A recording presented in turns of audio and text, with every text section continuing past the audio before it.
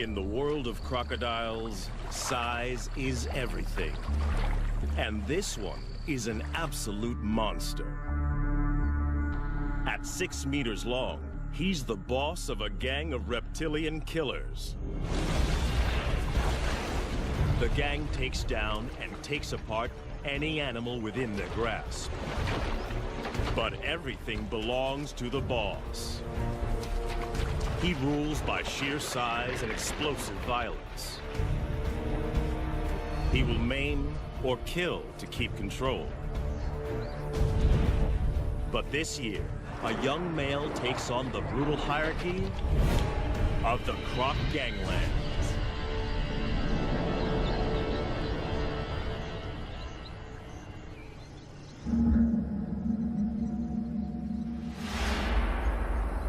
When a baby hippo dies of heat stroke on this beach, only one crocodile has the right to claim the bounty.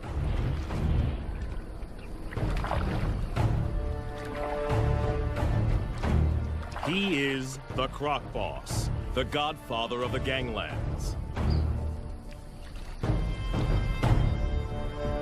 In crocodile hierarchy, size is power. And for many, many years, his 1,000 kilograms has topped the scales. As biggest croc on the beach, all food is his.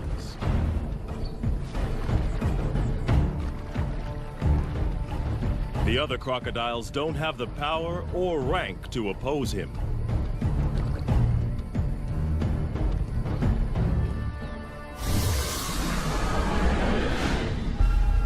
The boss didn't discover this carcass. One of the subdominant males found the prize. At 3 meters long, he is no small crocodile, but he lives on this beach and feeds at the discretion of Croc Boss.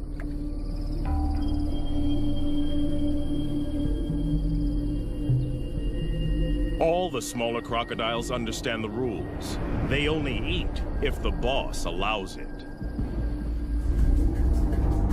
All along the river, territories work the same. Sections, each as big as 4 Olympic swimming pools, are dominated by a single large crocodile and his gang.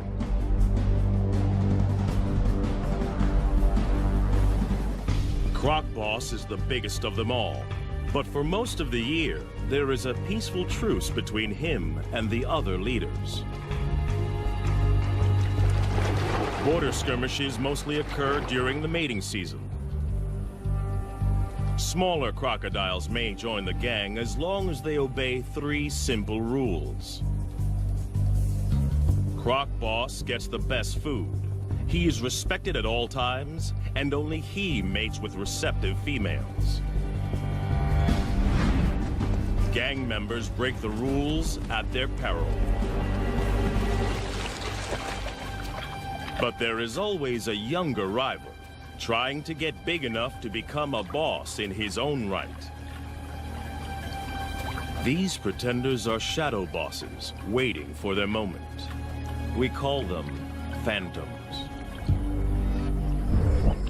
There have been other takeover bids. A smaller male tried to mate with one of the boss's females.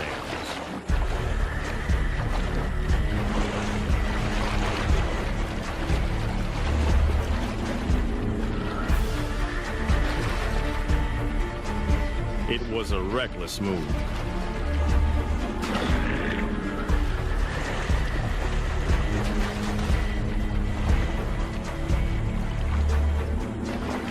The challenger's bony armor was no match for the boss's brutal bites, as powerful as a trash compactor.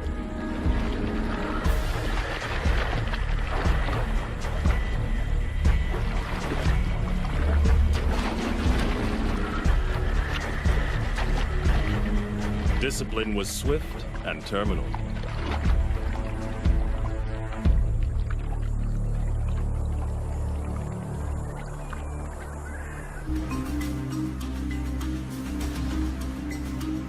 This Croc Boss's territory in Africa is a stretch of the Luangwa River in Zambia, in the South Luangwa National Park. It's a crocodile killing field, especially during the severe dry season. Inland lakes and pools dry up. And the river is the only water for kilometers around. All animals in the area must make long treks here to drink. And in 40-degree heat, many don't make it. The river's a lifeline and a death zone.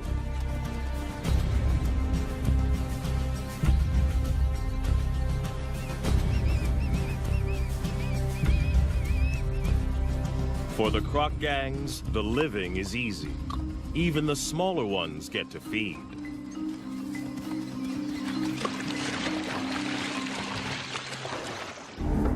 But crocs aren't the only gangs in town. Lions also know the riverbanks are teeming with easy pickings.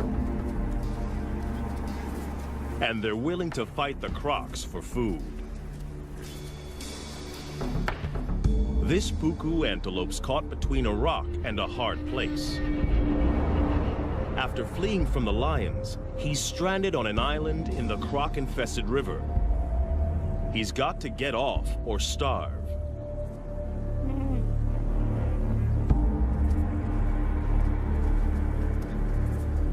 The lions won't swim after their prey. They'll wait for it to make a mistake.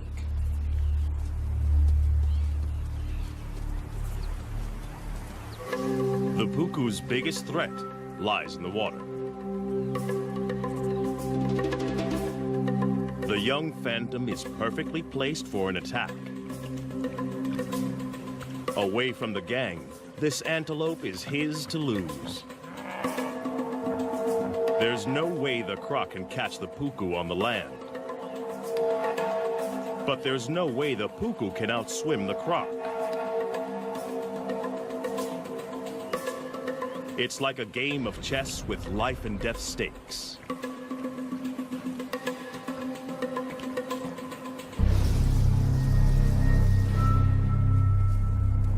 The puku has to use the land to put as much distance as he can between himself and the waiting croc, and figure out the shortest swim possible.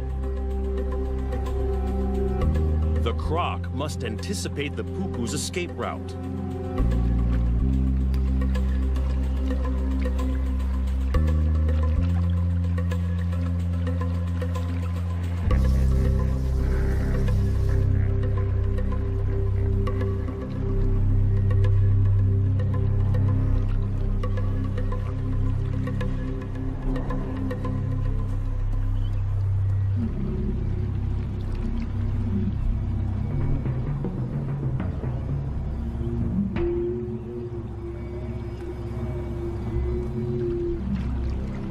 Life boils down to a simple equation of speed versus distance.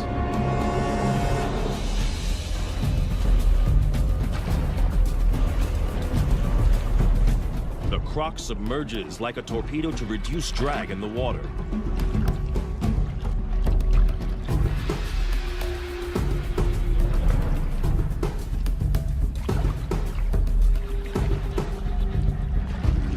But his top speed of 10 kilometers per hour is not fast enough.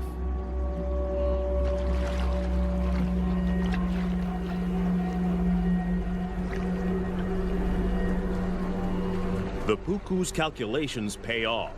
He's foiled two top predators.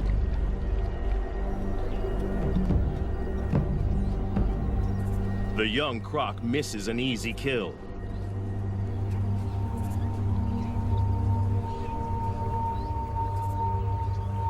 His solo hunting attempt is a failure.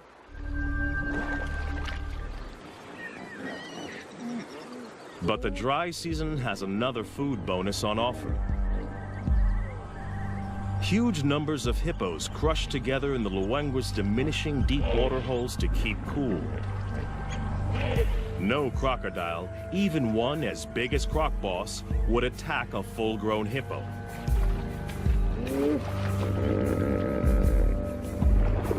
They are way too big and dangerous to take on.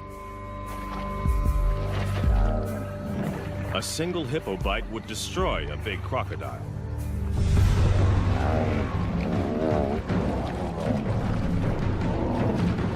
But the crocs don't need to try to kill the hippos.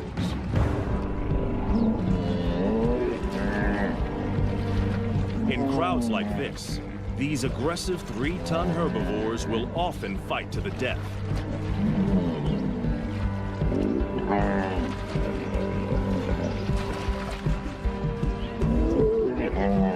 Leaving the croc gangs with a meat bonanza. A hippo carcass is one of the rare occasions when rival gang members join forces. Up to 200 crocs from different factions feed together. In fact, this cooperative frenzy serves a useful purpose. Crocs' jaws don't move from side to side. When the carcass is in water, they need others to pull against to help them rip off hunks of meat. It'll take them less than 2 days to completely demolish a 1-ton hippo. With the most acidic stomach of any vertebrate, crocodiles can digest every centimeter of a carcass. And as usual, the final chunk of meat goes to the croc boss.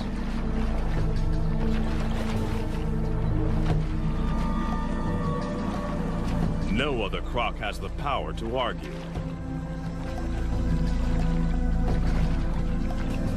Cooperation is officially over.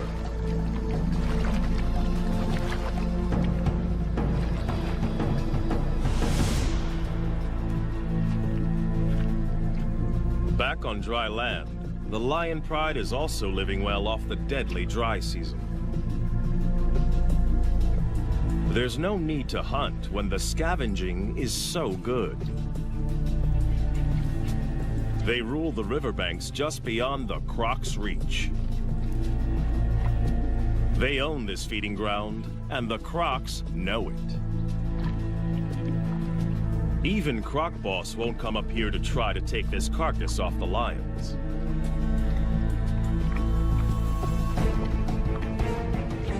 But anything that dies closer to the water is in no man's land, and that means war.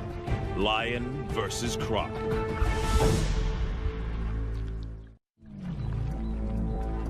A dead elephant offers up a gigantic feast for the croc gang. They didn't kill it.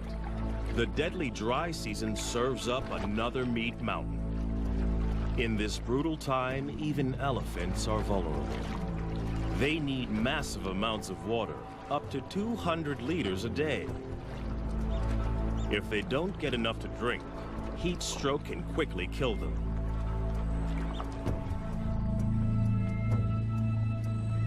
The crocs have the carcass now, but they don't own it. It's right in the conflict zone.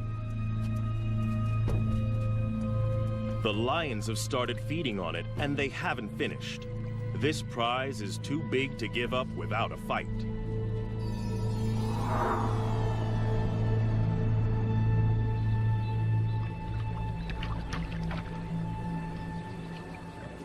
One young male wants more.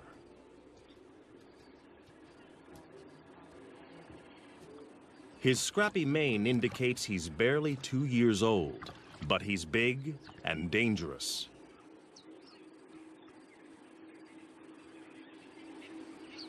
Most of the crocs know to keep their distance.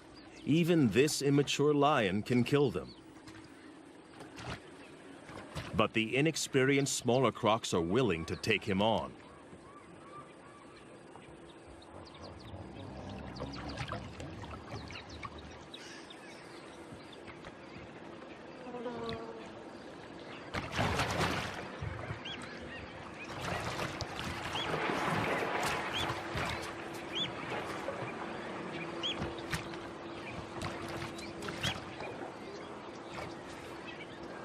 This is not a competition Croc Boss needs to get into. The pickings are slim, and if the gang wins, the carcass is his for the taking anyway.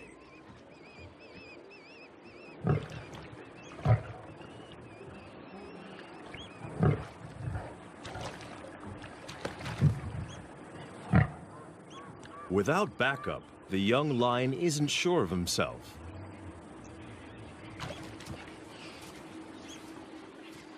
The crocodiles win today.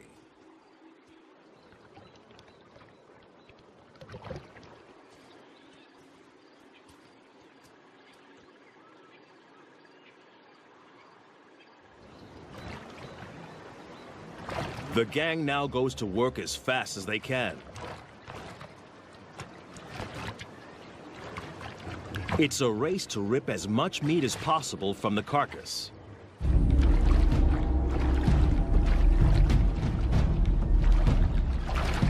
The young pretender wrestles a leg joint away from the smaller gang members.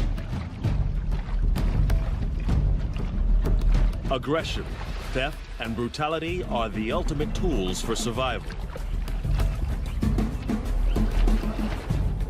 In crocodile hierarchy, bigger individuals are always looking to exploit the little guy.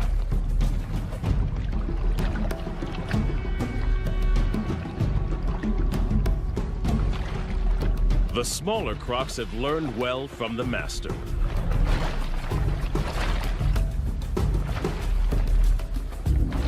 But there is only one master. Croc Boss comes to claim his dues.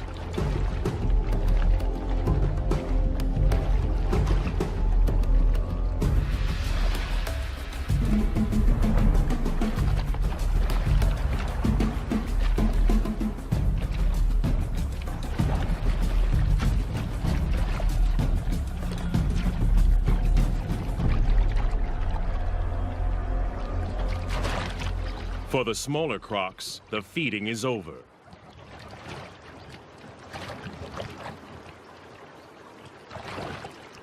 There is no way for the Phantom to mount a challenge.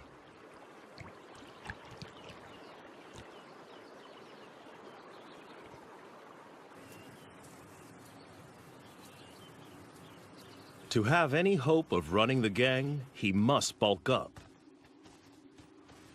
And he can't do that on leftovers from the boss. He's got to find his own food. And the numerous drinking pools next to the river provide the perfect hunting ground. Every morning and evening, the antelope journey here to quench their thirst. A perfect opportunity for an ambush.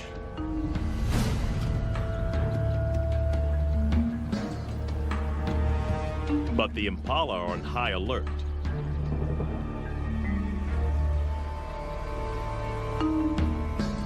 To have any hope of catching one, the young croc must find the perfect pool in which to disappear and wait.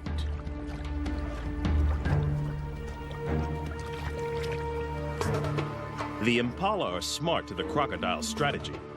They try to drink together where there's safety in numbers.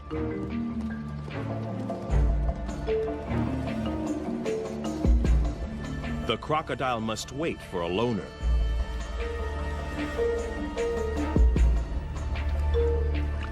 The trap is set.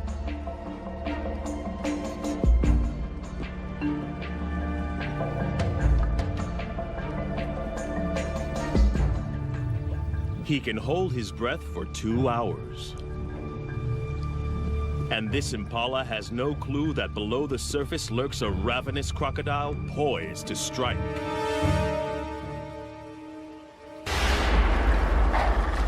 The young croc blows it. Impatience costs him a meal. Crocs can launch their entire body out of the water in less than half a second. But timing is everything, and he has a lot to learn.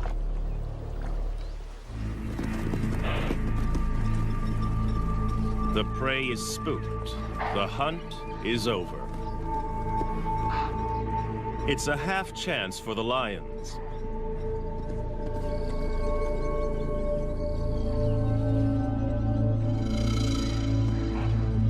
But it's a long chase, too exposed.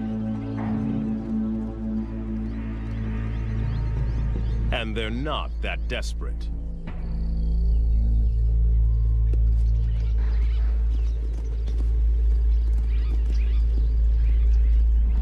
They don't have to try too hard. In the dry season, death is always just around the corner.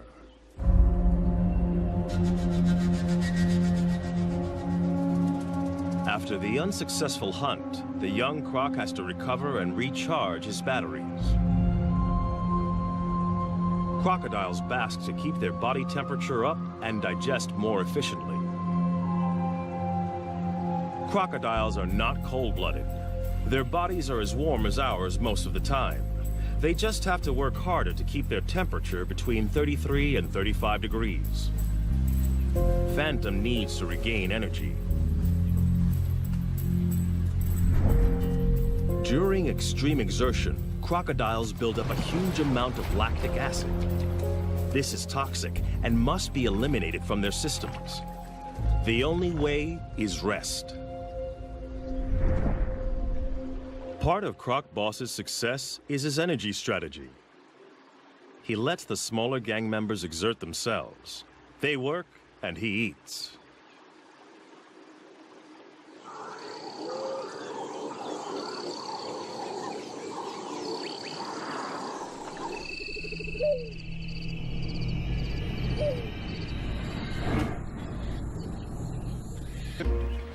And they have the most unexpected allies.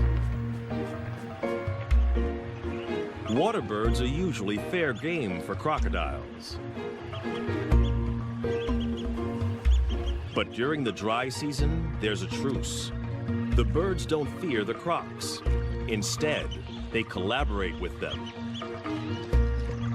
As water disappears from the inland lagoons, fish become trapped in the shallows. Jammed together, they are easy for the birds to catch. Every attempt nets a mouthful of fish. The crocodiles benefit in exactly the same way and work with the birds to corral the fish into ever tighter spaces.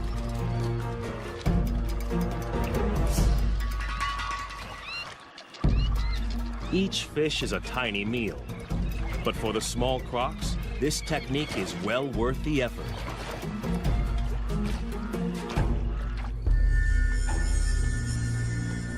But for a monster like Croc Boss, chasing small fry is a total waste of energy.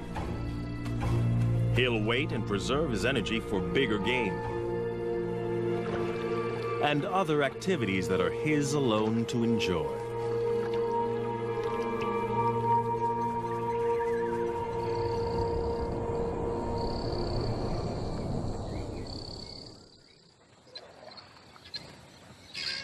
The dry season doesn't just bring a food bonanza.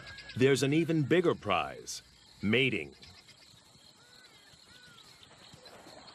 The ritual begins at dawn. Lifting their heads, the females show submission and look for the most powerful croc to mate with.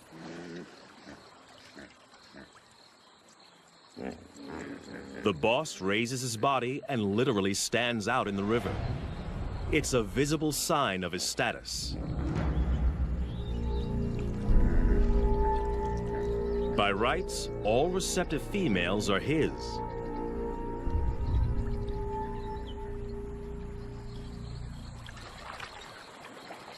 But the young pretender is also drawn in.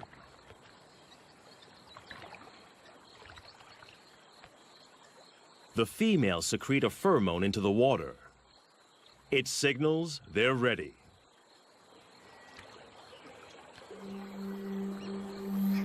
But even the boss must perform before he can mate.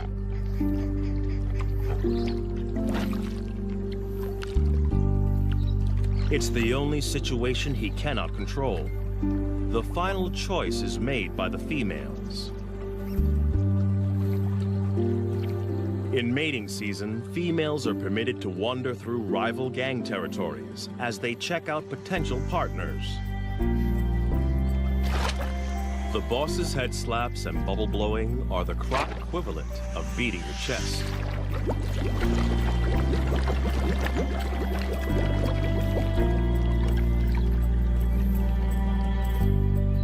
It works.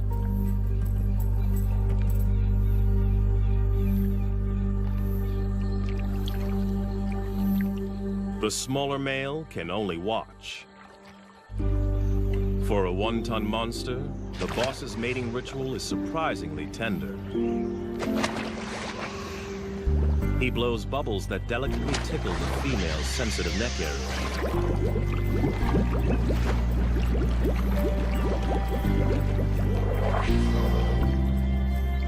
The pair will remain together for up to 1 hour before choosing new partners.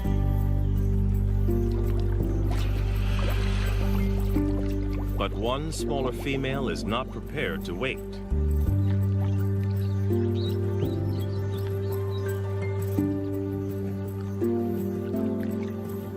She's interested in the younger rival.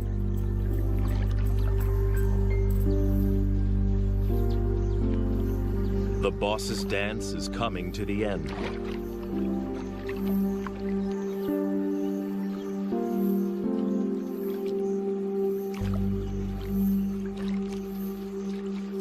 The pair submerges for their final act. And while his leader is underwater, Phantom chances his luck.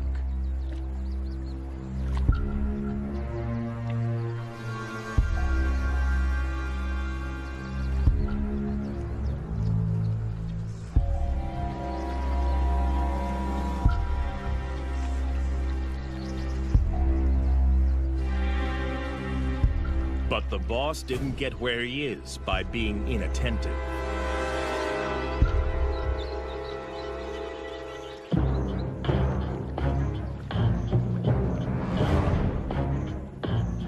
For a junior to mate with one of his females is the worst kind of disrespect. He must be punished. Others have been killed for less. The young croc is now swimming for his life. He's offended in the worst way. And Croc Boss will kill him if he can catch him. But his chase is half-hearted. The boss is still distracted by the mating privileges that come with his position.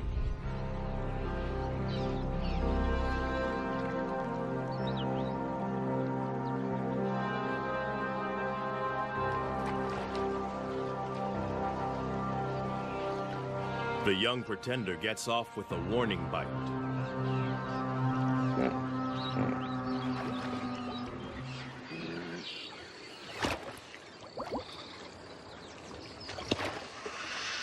Now the insubordinate is dealt with. The boss can return to more gentle pursuits.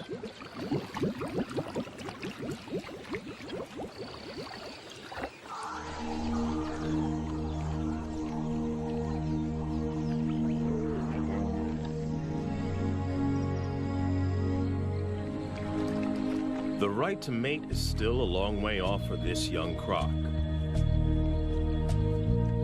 He needs to grow. And to do that, he's got to grab every opportunity to hunt.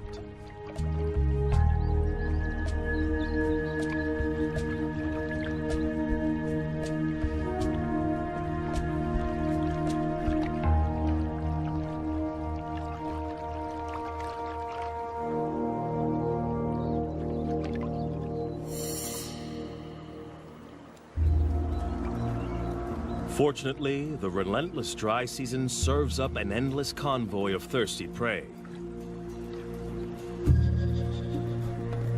Twice a day, regular as clockwork, impala and wildebeest gather to drink.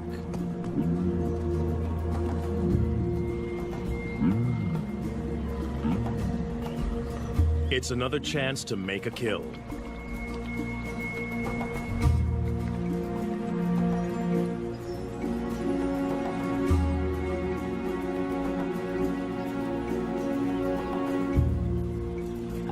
These impala are safe.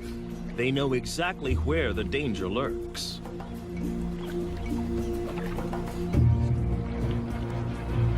Some even follow the croc to keep an eye on him.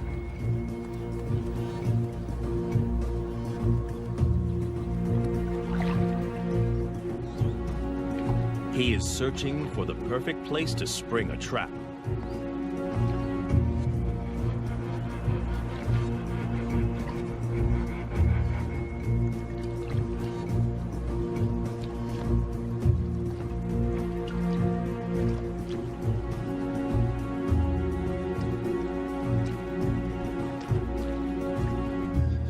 Even when he finds a likely pool, watching impalas raise the alarm. They snort to warn others to stay away from this drinking spot.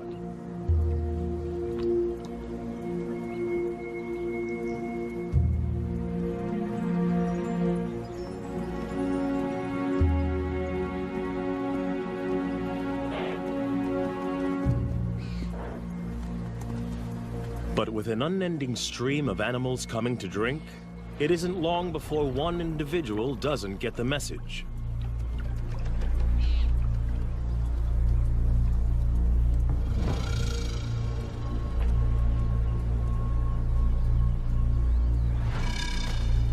Even though this impala senses something, it's compelled to drink.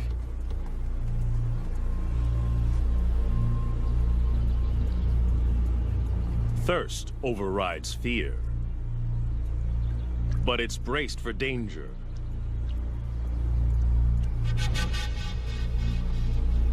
Every muscle is hardwired for escape.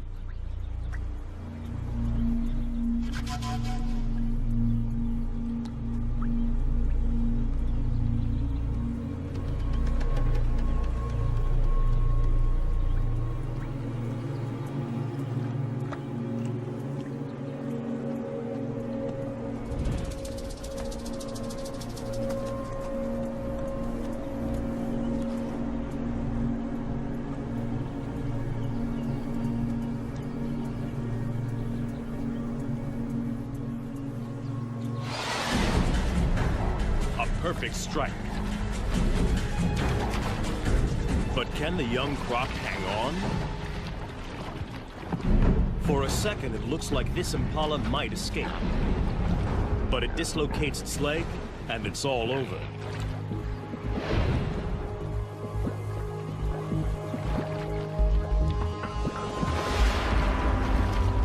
The timing of Phantom's ambush was a tiny bit off.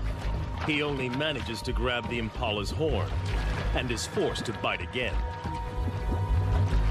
But in the struggle, the impala's leg is tangled in its own horn, and it's all over.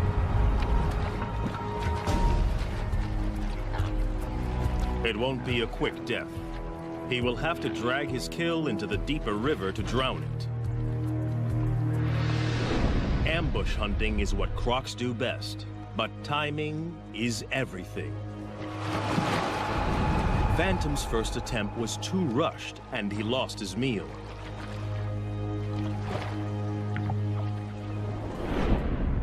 But the young pretender is learning. This time, he patiently waited for the impala to make a crucial mistake.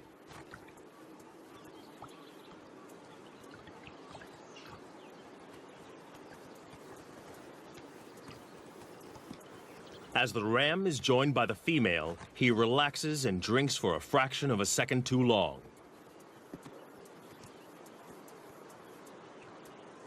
A fatal error.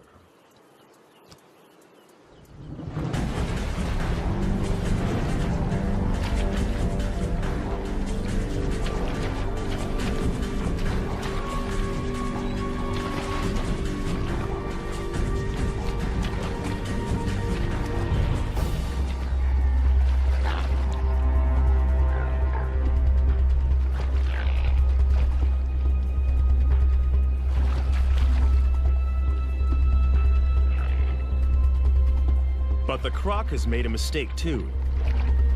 His perfect ambush is in full view of the gang. Now he must fight to keep it.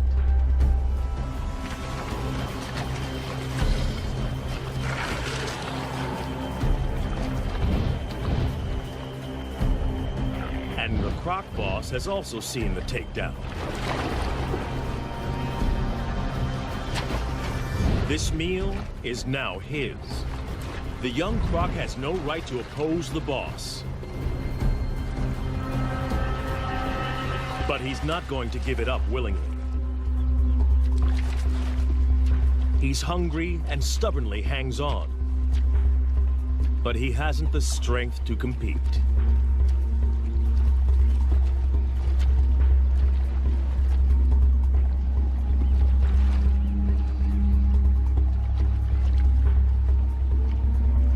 rest of the gang fights to get a bite onto the impala.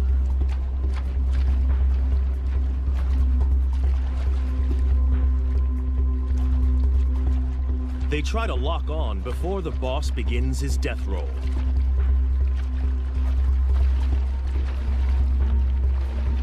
As the giant spins, he literally tears the impala to pieces. Any of the gang that can hang on may end up with a big chunk of meat. The impala has gone from living animal to meat chunks in a couple of seconds. Some of the gang manages to snag a piece, but not the pretender. In the ganglands, catching the prey doesn't guarantee you eat the prey. Hunting and fighting are a major drain on a smaller crocodile's energy reserves. Phantom must rest to build up his strength.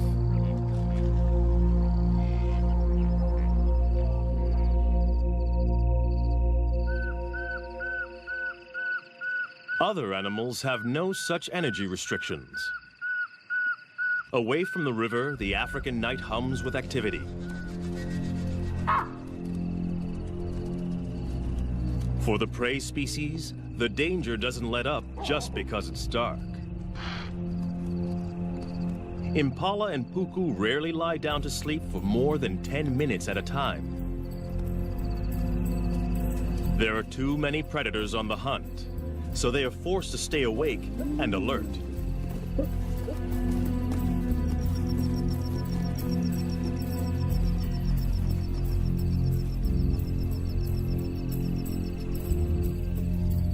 Lions take advantage when the crocodiles can't.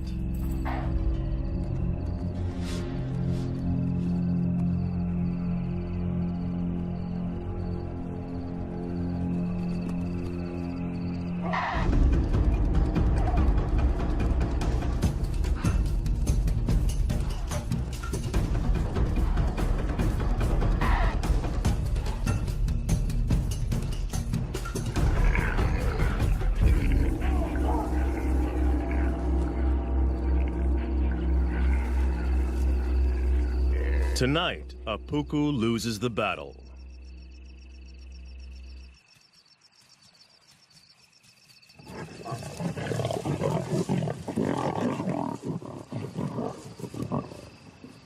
Dry season around the Luangwa River is not a good time to be a herbivore.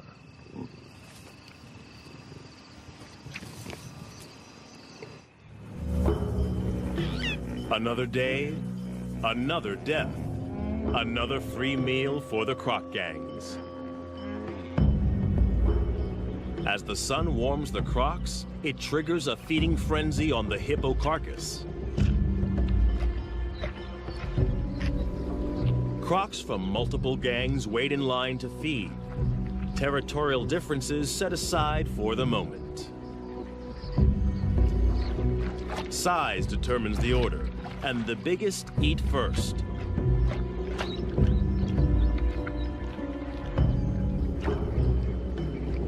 The young pretender and the other smaller crocs must wait.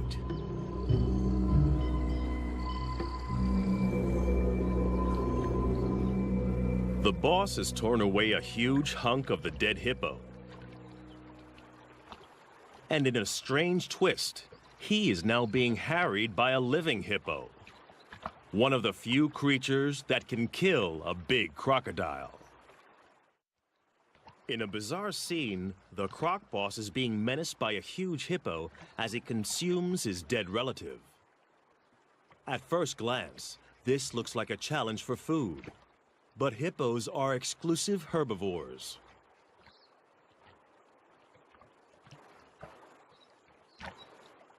They've been known to lick carcasses, possibly for salt or minerals. But something else seems to be going on here. Perhaps like elephants, the hippo senses the death of one of its own. But it looks like the hippo is being aggressive. Perhaps this is some kind of primitive emotional reaction. Whatever the hippo's motivation, the huge crocodile knows this is dangerous.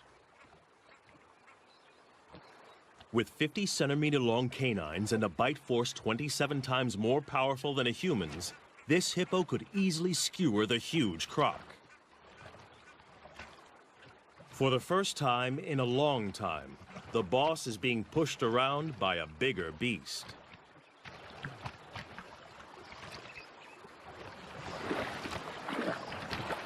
It's time to retreat.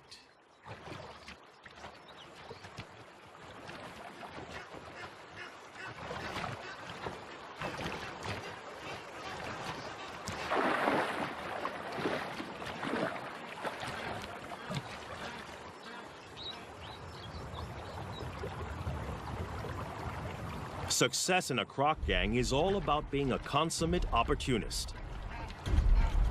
And now the young croc sees an opening.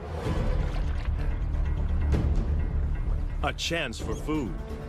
Perhaps the possibility to gain ground in the gang. But the croc boss doesn't share. And this bid for food has been interpreted differently.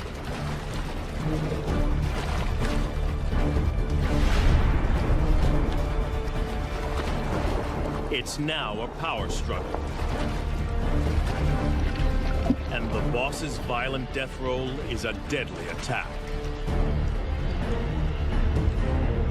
Instant retreat is the only acceptable way out, and the younger croc doesn't take it.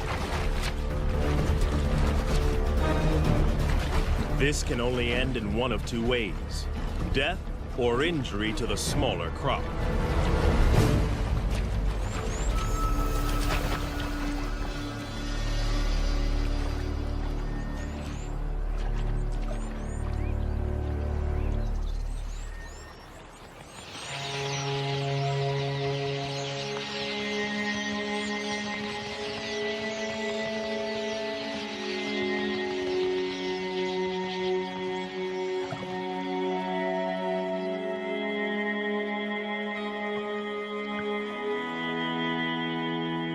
He gets off lightly. He is alive. But it's still a disaster.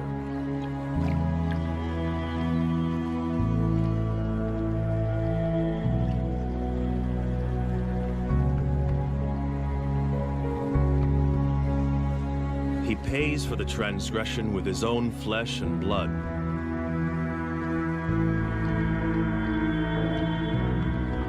The monster croc ripped his top jaw clean off.